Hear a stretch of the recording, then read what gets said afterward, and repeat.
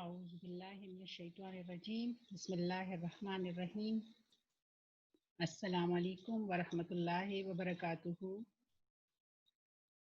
جماعت ہشتم کے طلباء و طالبات کو اردو کی آن لائن کلاس میں خوش آمدید۔ آج ہم اردو کی آن لائن کلاس میں لیکچر نمبر 2 شروع کریں گے۔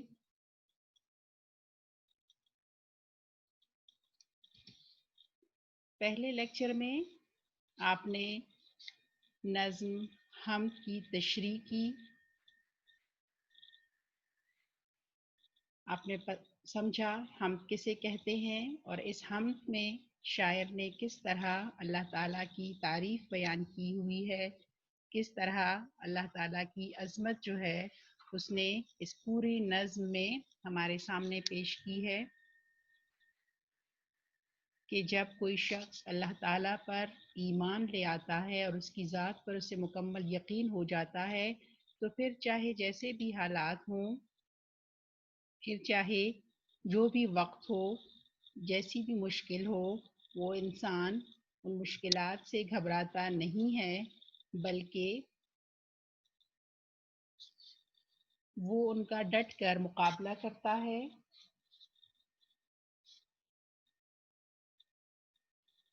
کوئی بھی حالات اسے خوفزدہ نہیں کرتے، بلکہ وہ بہت بہادری سے اس کا مقابلہ کرتے ہوئے آگے ہی آگے بڑھتا چلا جاتا ہے۔ تو اس حمد کا ہم کہہ سکتے ہیں کہ ہم نے ایمان باللہ کے یعنی اللہ تعالیٰ پر مکمل ایمان کی نظریہ جو ہے یا اس کا ایمان اللہ پر ایمان ہونے کو ہم نے بہت خوبصورتی سے شاعر نے جو پیش کیا ہے اس کو ہم نے سمجھا۔ یقیناً آپ نے اس کی تشریح کر لی ہوگی۔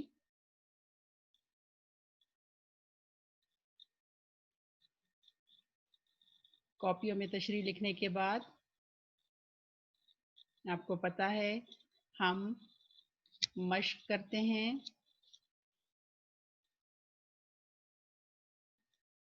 تو آج ہم نظم حمد کے سوال جواب کریں گے، اس کی مشق کریں گے۔ پہلا سوال ہمارے پاس ہے سوالات کا جوابات لکھنا۔ تو اس میں ہے پہلا سوال، کون سے عمل کے ہونے پر لوگ وہم کرتے ہیں؟ جواب اس کا ہوگا جیسے کہ آپ لوگوں نے اپنی نظم میں پڑھا کہ رات کو جب آسمان سے تارے ٹوٹ کر گرتے ہیں تو لوگ اس عمل کے ہونے پر وہم کرتے ہیں۔ آپ کو تشریح میں نے بتا دیا تھا کہ وہم کرنا کیا ہوتا ہے، یعنی ایک ایسی بات جس میں حقیقت کچھ نہ ہو، بس لوگ خود سے اپنے کچھ ایسے خیالات اپنے ذہن میں بٹھا لیتے ہیں کہ اگر یہ کام ہو جائے تو شاید اس کا جو ہے کوئی مصیبت آنے والی ہے یا شاید اس کا کوئی برا اثر ہونے والا ہے۔ تو اسی طرح جب رات کے وقت آسمان سے تارے ٹوٹ کر گرتے ہیں تو لوگ بھی اس بات پر بھی اس عمل پر یا اس بات پر یا اس کے ہونے پر جو ہے وہ وہم کرتے ہیں کہ اب یقیناً ہمارے ساتھ کچھ برا ہونے والا ہے۔ دوسرا سوال، کن حالات میں شاعر کا دل قوی رہتا ہے؟ یعنی وہ کون سے حالات ہیں جن کے ہونے پر بھی شاعر جو ہے وہ کہتا ہے کہ میں مضبوط رہتا ہوں یا میرا دل جو ہے وہ گھبراتا نہیں ہے۔ اس کا جواب ہوگا، اگر شاعر کا گزر بیابان سے ہو یعنی کسی غیر آباد علاقے سے ہو یا وہ سمندری سفر پر ہو، چاہے شاعر کا گھر دور رہ جائے پھر بھی شاعر کا دل قوی رہتا ہے۔ یعنی اگر وہ بیابان سے گزر رہا ہے سفر کے دوران یا وہ سمندری سفر پر ہے تو پھر بھی، اور اس کو یہ بھی پتا ہو کہ اس کا گھر جو ہے وہ بہت دور رہ گیا ہے، لیکن پھر بھی شاعر کا دل جو ہے وہ مضبوط رہتا ہے، قوی رہتا ہے۔ یہ سارا آپ نے نظم میں پڑھ لیا ہے، آپ نے جب تشریح کی ہے تو اس کے سوال کے جوابات لکھنا اب آپ کے لیے مشکل نہیں ہونا چاہیے۔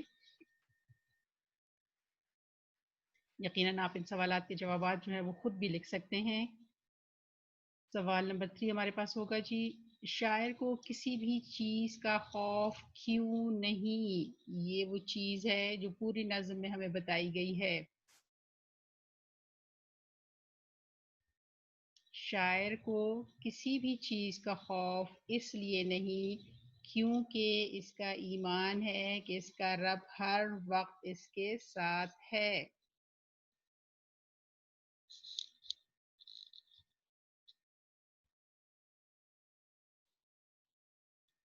اور کوئی چیز اسے نقصان نہیں پہنچا سکتی، اس لیے اسے کسی چیز کا خوف نہیں رہتا۔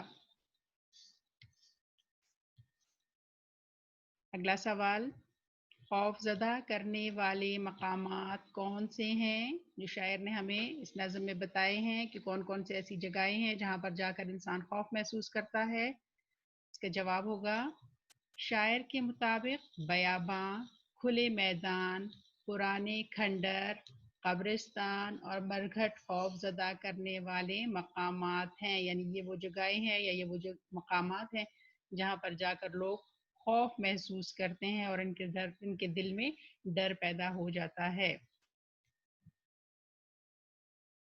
اگلا سوال، اس حمد کا مطالعہ کرنے کے بعد آپ کے ذہن میں پہلا خیال کیا آتا ہے؟ جب آپ نے پوری نظم پڑھی، جب آپ نے اس کی تشریح کی تو آپ کے ذہن میں پہلا خیال کیا آیا کہ کیا بتانے کی کوشش کر رہے ہیں شاعر؟ یہ آپ خود بھی لکھ لیں گی، آپ خود بھی لکھنا چاہیے آپ کو، آپ اپنے الفاظ میں بھی لکھ سکتی ہیں۔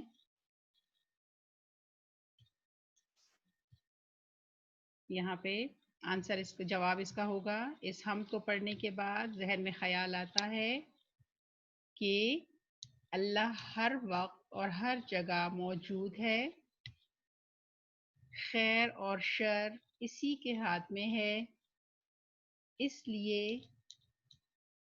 ہمیں نہ تو کسی مقام پر خوف زدہ ہونا چاہیے، یعنی چاہے وہ جتنا بھی خوفناک جگہ ہو، کہ جتنی بھی خوفناک ہو یا جتنا بھی خوفناک مقام ہو، اور نہ ہی کسی برے وقت سے گھبرانا چاہیے۔ یہ جو ہے شاعر ہمیں یہ بتانا چاہتے ہیں، یا ہم یہ سمجھ سکتے ہیں کہ اس نظم کو پڑھنے کے بعد ہمارے ذہن میں جو پہلا خیال ہے کہ جب اللہ ہر جگہ موجود ہے تو پھر ہمیں ڈرنے کی کیا ضرورت ہے۔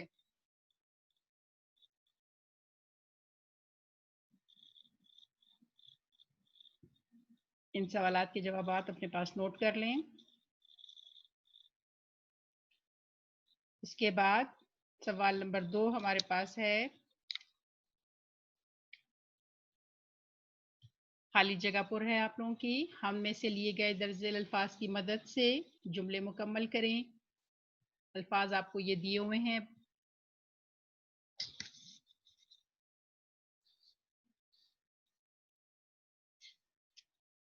پہلا ہے، اللہ تعالیٰ کے ذکر سے ہمارا دل ڈیش رہتا ہے، یہاں پہ آئے گا قوی، یہ دیکھیں نمبر 1 میں نے اس پہ نشان لگایا ہوا ہے،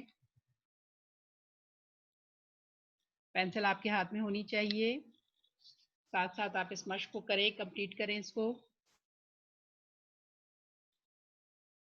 دوسرا ہے، اللہ تعالیٰ کو یاد کرنے سے ہر قسم کے ڈیش و گمان ختم ہو جاتے ہیں، یہاں پہ ڈیش میں لفظ آئے گا وہم۔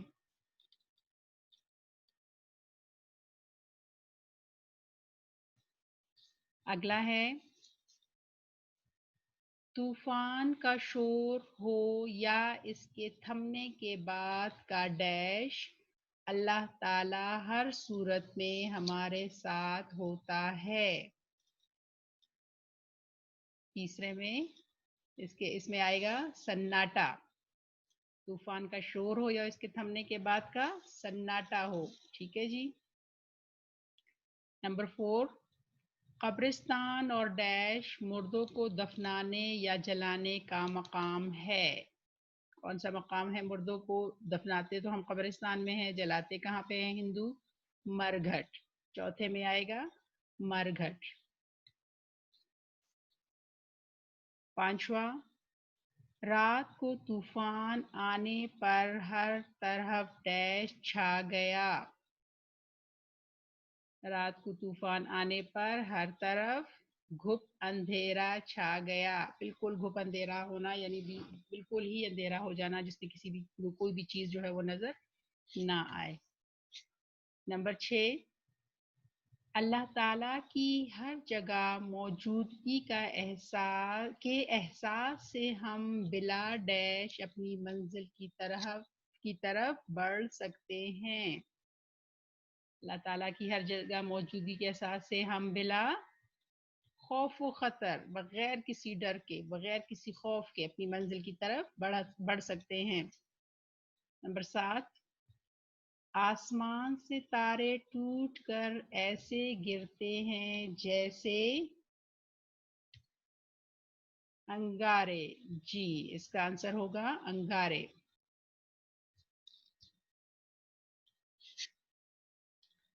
नंबर 8, रात खत्म होती है और डैश के वक्त अल्लाह के जिक्र से फिजाएं गूंज उठती है। रात के वक्त क्या, रात के बाद कौन सा वक्त आता है? सहर का। जी, सुबह का वक्त। ठीक है, नंबर 8 में खाली जगह में आएगा सहर।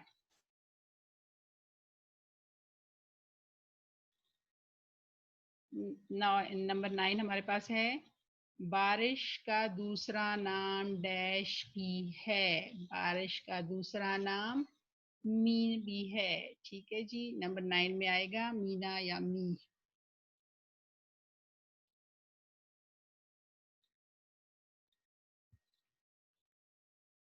इन अल्फाज को लिख लें।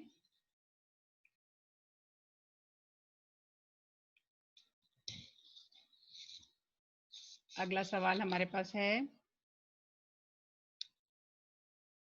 सवाल नंबर 2 का जुज़ बे है वो हमारे पास, वो भी खाली जगह ही है। दिए गए अल्फाज में से मुनासिब लफ्ज़ का इंतखाब करके खाली जगह पुर करें।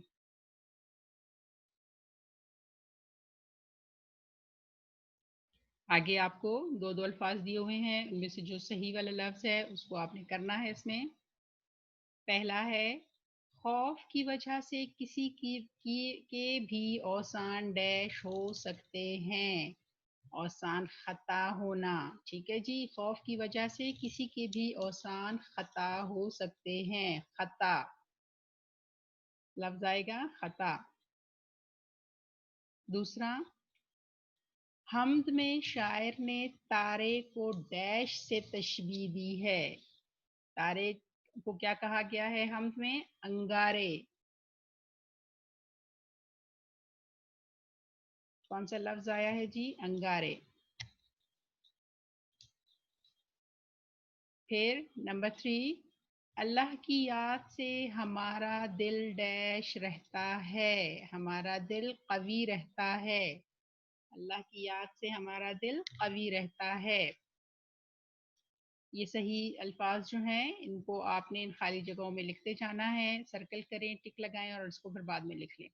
रात हो, दिन हो, शाम हो के सहर से मुराद है डैश। हर दिन या हर वक्त, तो हर वक्त, क्योंकि इसमें तो रात और दिन का भी जिक्र है, शाम और सहर का भी है, तो इसका मतलब होगा हर वक्त। शाम का मुतजाद लफ्ज डैश है। शाम का मुतजाद लफ्ज सवेरा है। दिन का रात होता है, शाम का सवेरा होता है। नंबर 6 आपके पास है, हमद में दरख्त का मुतरादिफ लफ्ज डैश इस्तेमाल किया गया है। शजर का लफ्ज जो है वो दरख्त के लिए इस्तेमाल किया गया है। शजर। नंबर 7, खंडर, मरघट, कब्रिस्तान डैश की अलामत के तौर पर पेश किए गए हैं।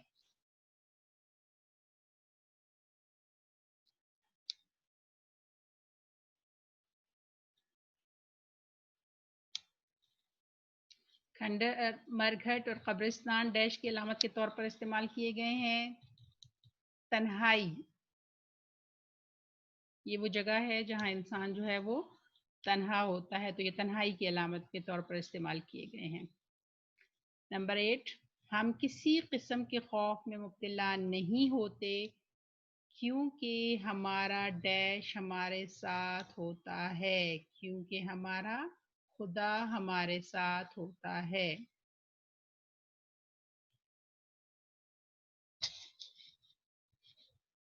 نمبر 9، حمد میں چاندنی کا متضاد لفظ ڈیش بیان کیا گیا ہے۔ حمد میں چاندنی کا متضاد لفظ گھپ اندھیرا استعمال کیا گیا ہے۔ چاند کی چاندنی ہوتی ہے یا جب چاند ڈوب جاتا ہے، چاند نہیں ہوتا تو اس وقت آسمان پر گھپ اندھیرا چھا جاتا ہے۔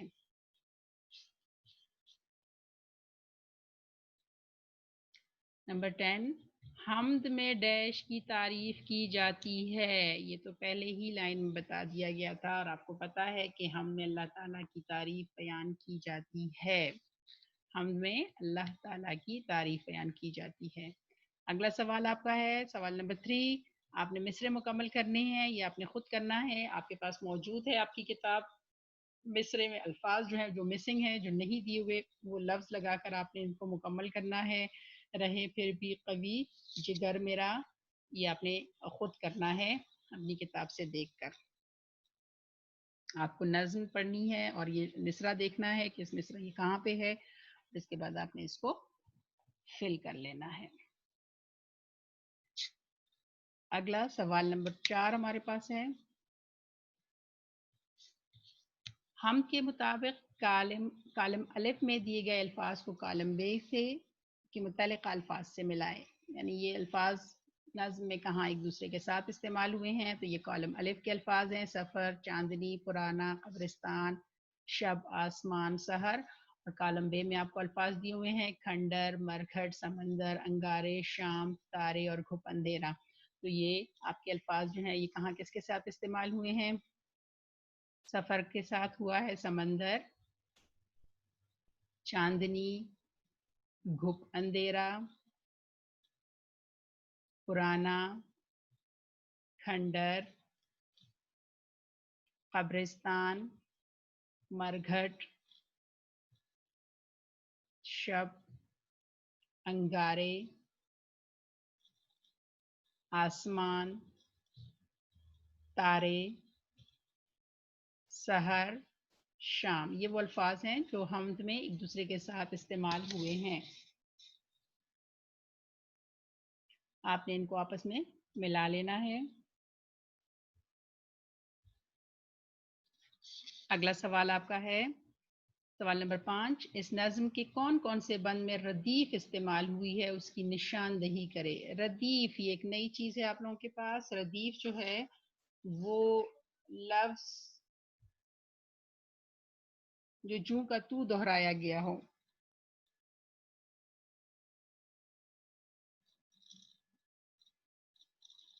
اگر آپ دیکھیں گے اپنی حمد کو،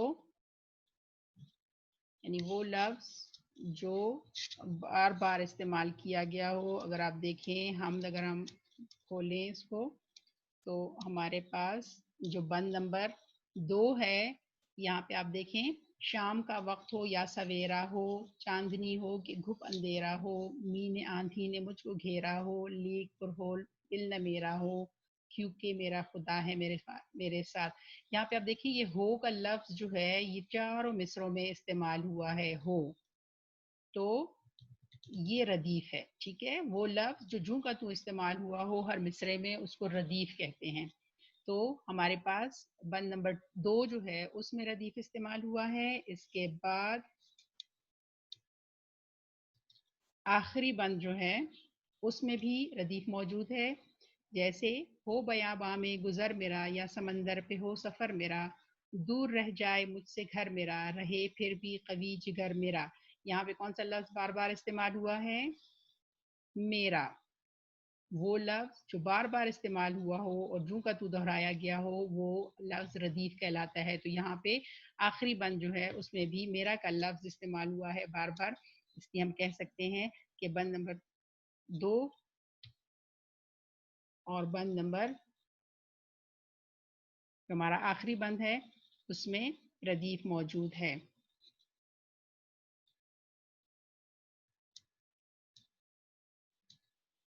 سوال کی طرف آتے ہیں. ٹھیک ہے، اس نظم کے کون کون سے بند میں ردیف استعمال ہوئی ہے؟ اس کی نظم کے پہلے دوسرے بند میں اور آخری بند میں ردیف استعمال ہوئی ہے. دوسرے بند میں ہو کا لفظ استعمال ہوا ہے اور آخری بند میں میرا کا. سوال نمبر 6، درج ذیل الفاظ کے معنی لغت میں سے تلاش کر کے لکھیں. پچھلے لیکچر میں نے آپ ان تمام الفاظ کے معنی بتا دیے ہیں، وہاں سے دیکھ کر آپ اس کو لکھ لیجئے گا. پھر سوال نمبر 7، درج ذیل الفاظ کے متضاد لکھیں اور انہیں جملوں میں استعمال کریں. ٹھیک ہے جی، ان الفاظ کے جملے بھی بنانے ہیں اور ان کے آپ نے متضاد بھی لکھنے ہیں. یہ آپ کے پاس آپ کی اسکرین پہ نظر آ رہے ہوگا آپ کو. سنسان پہلا لفظ ہمارے پاس ہے سنسان، اور اس کا متضاد جو ہے وہ ہوگا آباد. ٹھیک ہے، سامنے میں نے لکھ دیے ہوئے ہیں. سوال نمبر 7 کے پہلے لفظ کا ہے آباد. پھر شب،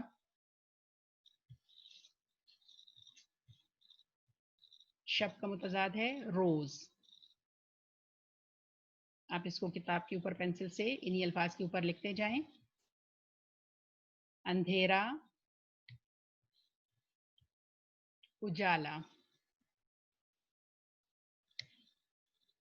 سفر، قیام.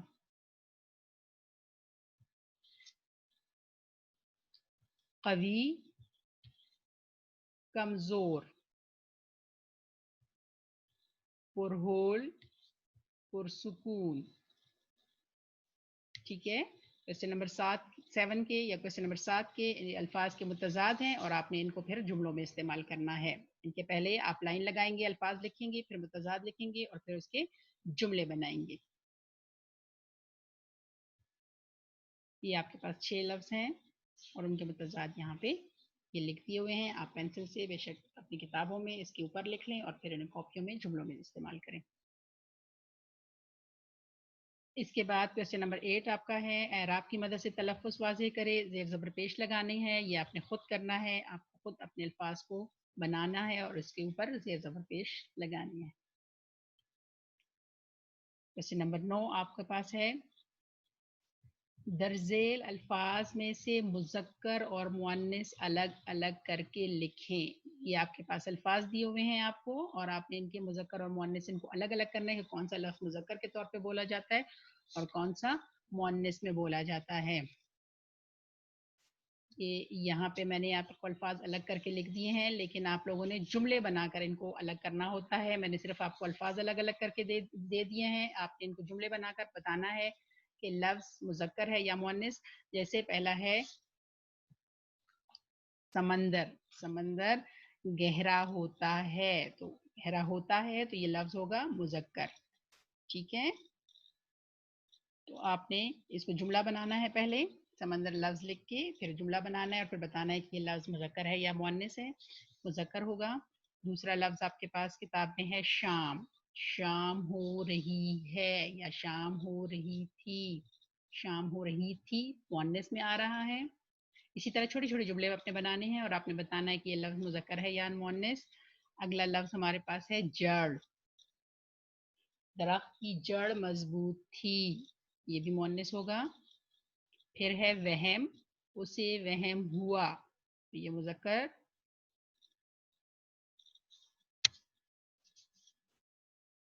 مرگھٹ بیابان تھا یا مرگھٹ خوف زدہ، مرگھٹ سے خوف آتا ہے. میں نے مرگھٹ دیکھا، یہ مذکر ہو جائے گا. پھر اگلا ہے آندھی. آندھی چل رہی تھی یا آندھی تیز تھی یا رات کو آندھی آئی. اس طرح جملے چھوٹے چھوٹے بنانے اور آندھی کا لفظ جو ہے وہ مؤنث ہو جائے گا. اگلا لفظ ہے اندھیرا. رات ہوتے ہی اندھیرا چھا گیا. اندھیرا کا لفظ جو ہے وہ مذکر ہو جائے گا. آسمان نیلا ہوتا ہے یا آسمان اونچا ہے. آسمان خوبصورت نظر آ رہا ہے، تو یہ آسمان کا لفظ جو ہے وہ مذکر ہو جائے گا.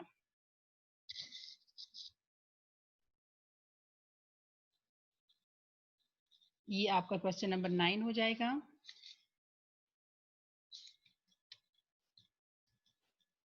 क्वेश्चन नंबर 10 आपके पास है, दर्जेल अल्फाज के जमा लिखें।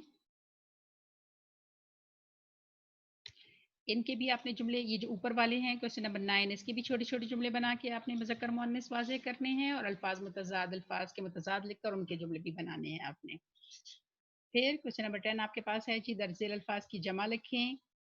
झोंका, ये मैंने यहाँ पे लिख दिए हैं। सवाल नंबर 10, झोंके, रात, रातें, तारा, तारे, खता, खताएं, अंगारा, अंगारे। ठीक है, इनके जमा भी आपने इनके ऊपर लिख लेने हैं।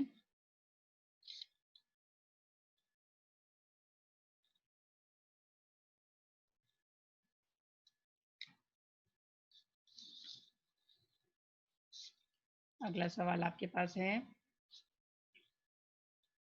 सवाल नंबर 11, गुज़र और सफ़र हम आवाज़ अल्फाज हैं, इनको हम काफ़िया अल्फाज भी कहा जाता है। आप दर्जेल अल्फाज के हम काफ़िया अल्फाज लिखें। ये वो लफ्ज़ हैं जो जिनकी आवाज़ एक जैसी होती है, अगरचे ये लिखे मतलब इनकी इमला जो है वो अलग अलग होती है, लेकिन इनकी आवाज़ एक जैसी होती है, इसलिए हम इनको हम काफ़ी अल्फाज भी कहते हैं।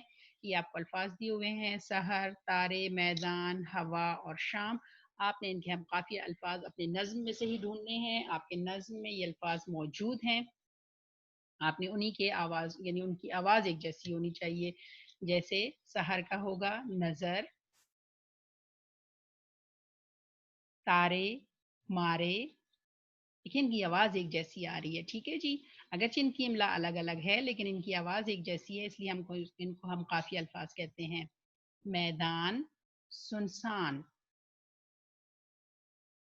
हवा, असला, शाम, नाम। आप इनकी दूसरी भी लिख सकते हैं, लेकिन आपकी किताब में मौजूद हैं ये, इसलिए हमने ये इसमें लिखे हैं। ठीक है जी, ये आपका हो गया सवाल नंबर 11।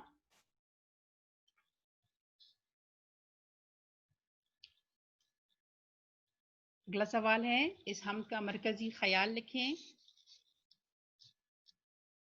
ये जी इस पेज पे आपके पास ये मरकजी ख्याल, वैसे तो आप खुद भी अब लिख सकते हैं, ज़ाहिरी बात है, जब आप तशरीह कर लेते हो तो आपको पता चल जाता है। पिछले लेक्चर में बार बार मैंने आपको बताया था कि इसका मरकजी ख्याल अल्लाह ताला पर यकीन है, लेकिन आप इसको लिखेंगे। इस नज़्म का मरकजी ख्याल ये है कि अगर इंसान का अल्लाह पर मुकम्मल यकीन हो कि वो यानी अल्लाह हर जगह और हर वक्त इसके साथ मौजूद है,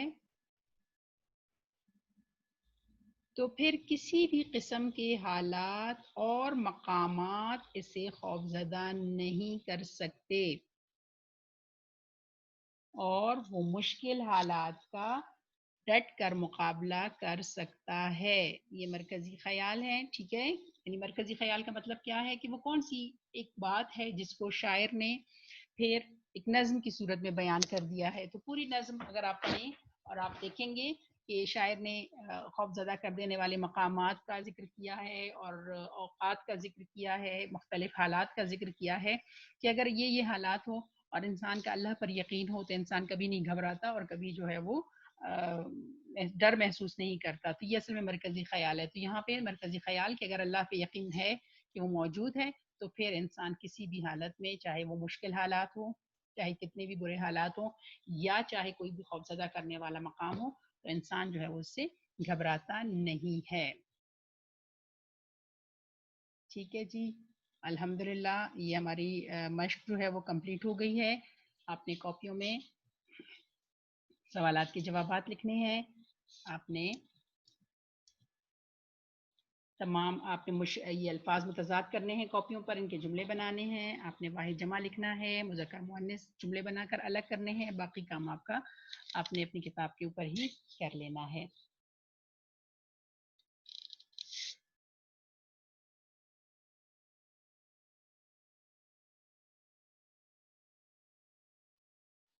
مشق آپ کو اچھی طرح یقیناً سمجھ آ گئی ہوگی، اب کوئی ایسی چیز نہیں ہے جو آپ نہیں کر سکتے۔